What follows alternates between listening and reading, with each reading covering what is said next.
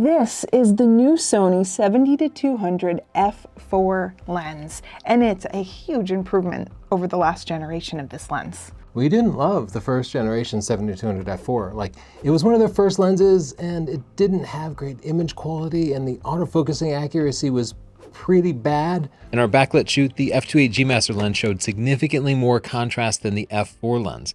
This is the sign of a high quality lens, and it improves the versatility of the lens for photographers who shoot in varying light conditions. Let's not dwell on the past, because this lens takes care of all those problems, and it's smaller, it's lighter, and it fixed those optical issues we had with the first lens. So this is a 70-200 f2.8, the G Master lens. This is our daily professional grade lens.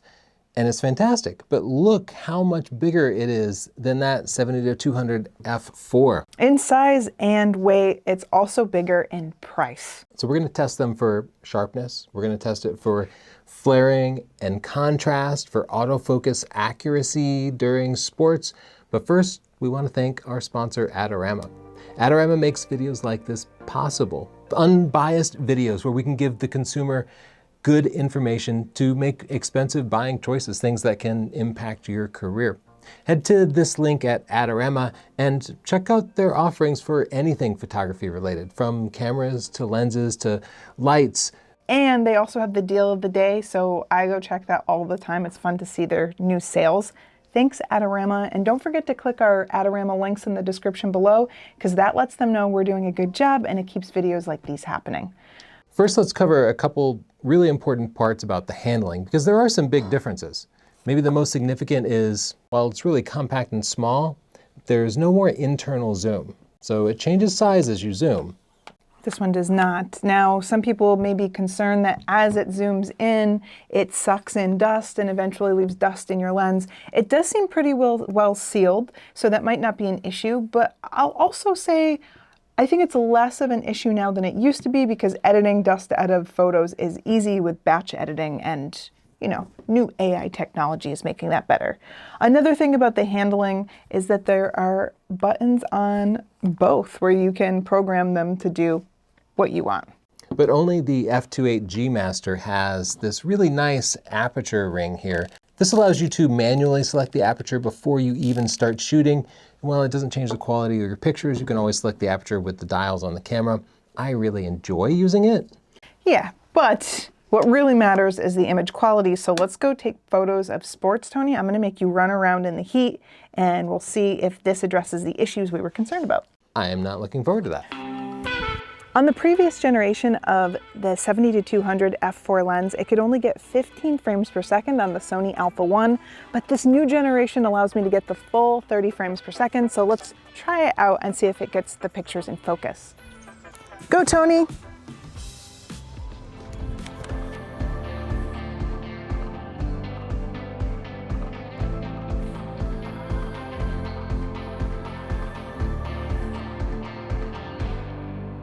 This is a boring result, but it's good news. Both lenses performed almost identically, getting 88–89% of the shots in focus and firing at a full 30 frames per second, which the predecessor to the f4 lens couldn't do. So autofocus accuracy isn't a factor, but if you are shooting in low light, the f2.8 lens will give you significantly cleaner images, something to consider. Let's test image sharpness at 70mm.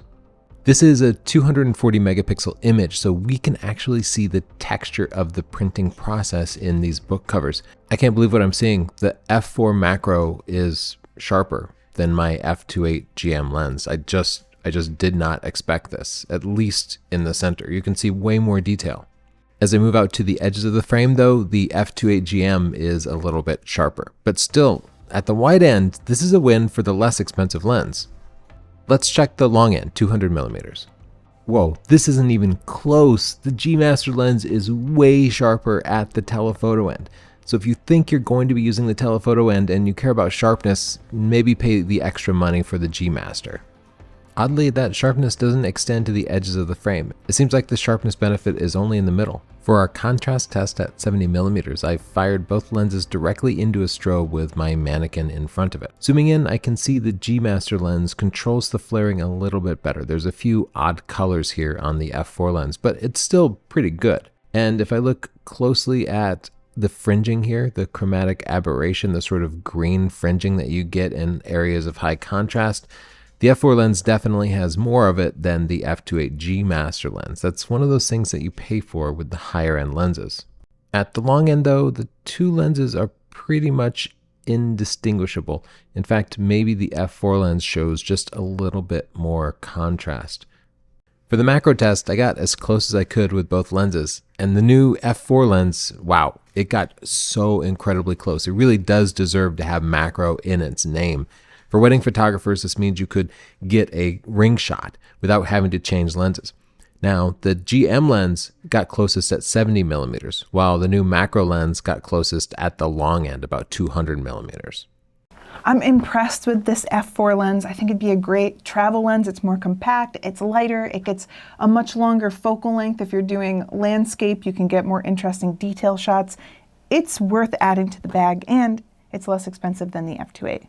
Yeah, even as an owner of the f2.8, I kind of want this just for landscapes and stuff, but I think most people shooting portraits and sports would be totally happy with this. Like, it's got the same focal length, it's got very similar amounts of sharpness, and it gathers a stop less light. So, you know, if you're doing low light sports like basketball, you'd see a little bit, well, full stop more noise. That's a difference. You get less bokeh for things like headshots. But unless you're looking side by side, I find most people don't actually notice. This can save you a few bucks and quite a bit of weight. It's a pretty good deal, I think.